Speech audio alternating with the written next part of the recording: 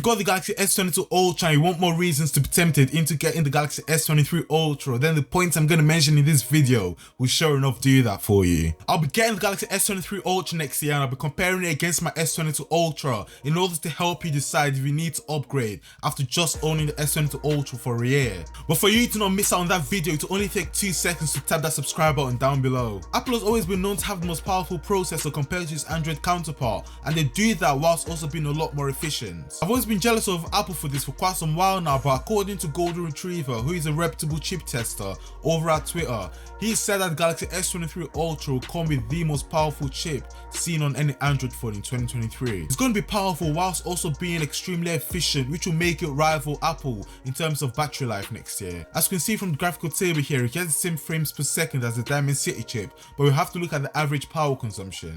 The power consumption is extremely low, which is a real positive because now the S23 Ultra is in a position where it could challenge for the king of battery life next year. It has the possibility to dethrone the 14 Pro Max or even the iPhone 15 Pro Max from being the battery champ. Samsung has made a big move by ditching their Exynos chip for a couple of years and going full out with the Snapdragon chip, and this move might seem beneficial for both Samsung and the consumer, because I'm quite certain that the change from Exynos to Snapdragon will convince a lot more people to upgrade to the S23 Ultra next year, and we can see that from a couple of tweets already going around Twitter. Qualcomm is also closing the gap with Apple when it comes to CPU power, as we can see from the Geekbench score sheet. The Snapdragon 8 Gen 2 only has 100 less points than the A16 when it comes to multi-core performance. This is the closest an Android chip has came when it comes to closing the gap in CPU performance between Android and Apple, and I'm really liking what I see here. It's only upward from here on. Hopefully Samsung can find their feet again with the Exynos chipset and start fighting for some more market share when it comes to the smartphone chip market. The more competition that there is in the market, the better it is for the consumer at the end of the day. The ultrasonic fingerprint sensor on the S22 Ultra is quite big and responsive, but Samsung is also planning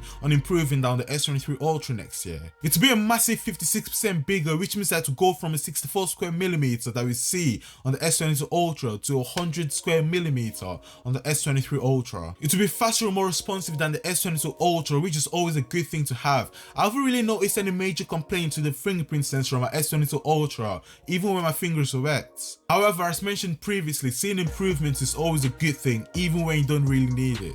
The camera improvement on the S23 Ultra isn't all talks either. You'll be able to see a noticeable improvement between the 200 megapixel camera on the S23 Ultra compared to the 108 megapixel on the S22 Ultra. The 10x shot on the S23 Ultra will have more detail than the S22 Ultra, and that is thanks to the bigger sensor and the more powerful artificial intelligence. The color size of the camera on the S23 Ultra will also see a change. I'm really hoping Samsung doesn't change the vibrant colors it gives from the camera on the S22 Ultra, because most people just want to snap a photo and post it straight to Instagram. We don't mess about with editing and this, that, because our camera gives us a natural look. No one really likes a natural look, if I'm being honest. The Galaxy S23 Ultra will come shipped to One UI 5, that's for certain, but I'm pretty sure that it's also going to come with One UI 5.1. This means that there will be definitely more features in One UI 5.1 on the S23 Ultra, but for now, watch this video here to not miss out the features on the S22 Ultra running One UI 5. Like and subscribe if you haven't already. Follow me on Twitter, it's going to be the second link in the description down below,